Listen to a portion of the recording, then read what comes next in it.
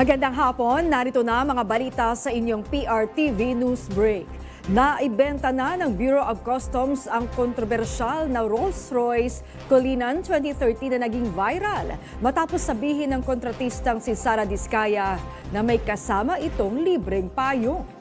Itong inanunsyo ng Bureau of Customs sa kanilang pinakahuling public auction sa luxury vehicles. Ang Rolls-Royce Cullinan ang tanging nabili sa auction sa 10 mga sasakyan na ibinibenta.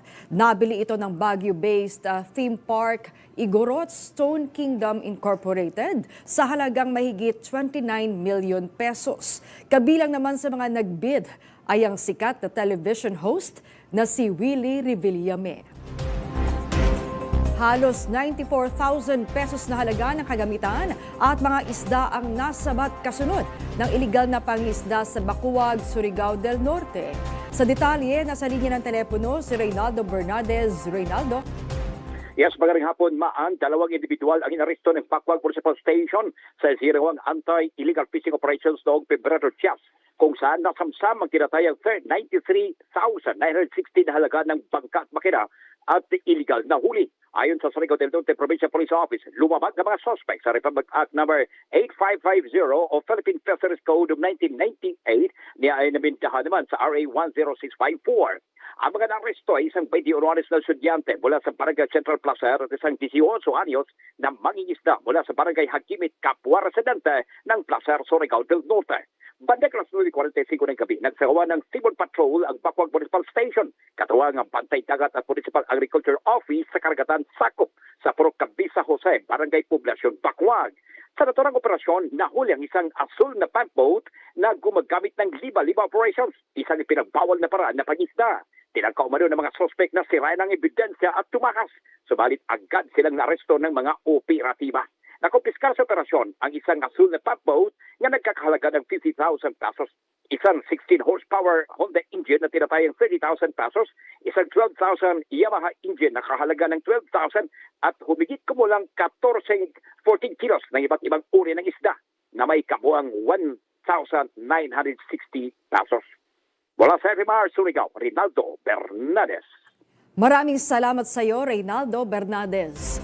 Tinawag ng Malacanang na fake news ang umuugong na balitang may colon cancer si Pangulong Ferdinand R. Marcos Jr. Sa detalye, alamin natin yan mula kay Christian Bascones. Christian. Maan, pinabulaanan ng Malacanang ang mga lumalabas na umano'y balita na may sakit na colon cancer si Pangulong Ferdinand R. Marcos Jr. na lalo pang kumalat matapos ang mga pahayag ni dating Presidential Spokesperson Harry Roque.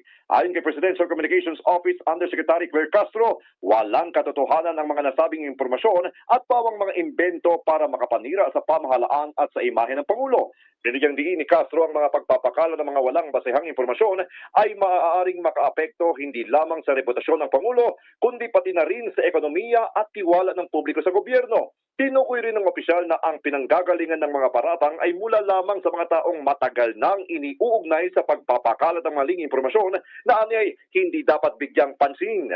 Ipinaalala ni Castro na may mga lumalabas na video kung saan makikita ang Pangulo na aktibong kumakaway at itinataas ang kaniyang mga kamay sa harap ng publiko na anilay salungat sa mga paratang na siya ay may malubhang karamdaman. Nananawagan naman ang palasyo sa publiko na maging mapanuri at huwag agad maniwala sa mga hindi beripikadong ulat at iwasang ipalaganap ang mga impormasyon mula sa mga kilalang source ng fake news.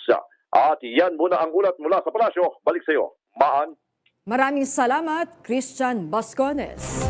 Inamin ng Foreign Affairs Department na nakaapekto sa diplomatic ties ng Pilipinas at China ang bangayan ng Beijing officials at Philippine Senate maging ang ginawang pagban o yung pagdeklara ng persona non grata sa mga opisyal at ilang tao sa munisipalidad ng Kalayaan. Hindi sila papayagan sa mainland China, Hong Kong at Macau. Ang pagdedeklara ay alinsunod sa naging pagkondena ng Senado sa mga hakbang ng China sa West Philippine Sea. Umalma na rin si Senate President Tito Soto sa ginawa ng China sa mga tao sa munisipalidad ng Kalayaan. Nangako si Pangulong Ferdinand R. Marcos Jr. na hanggang sa matapos ang kanyang termino, lalaanan niya ng oras sa pagsasaayos sa sektor ng edukasyon ng bansa. Ang pahayag ng Pangulo ay alinsunod sa classroom shortage ng Pilipinas na nasa 145,000 na kwarto. Ito ang naging pahayag ni Pangulo sa kanyang talumpati sa Department of Education at provincial government officials sa Malacanang. At yan ang mga balitang nakalap ng inyong PRTV News Break. Live kami sa Free-to-Air, Beam Channel 31, Signal Channel 31 at sa YouTube. Tumutok din sa aming social media accounts sa Instagram, Facebook at TikTok sa @PRTV Prime Media. Abangan ang mas komprehensibong balitaan sa Arangkada Balita mamayang alas 5:30 ng hapon. Ako po si Maan Macapagal. Magandang hapon.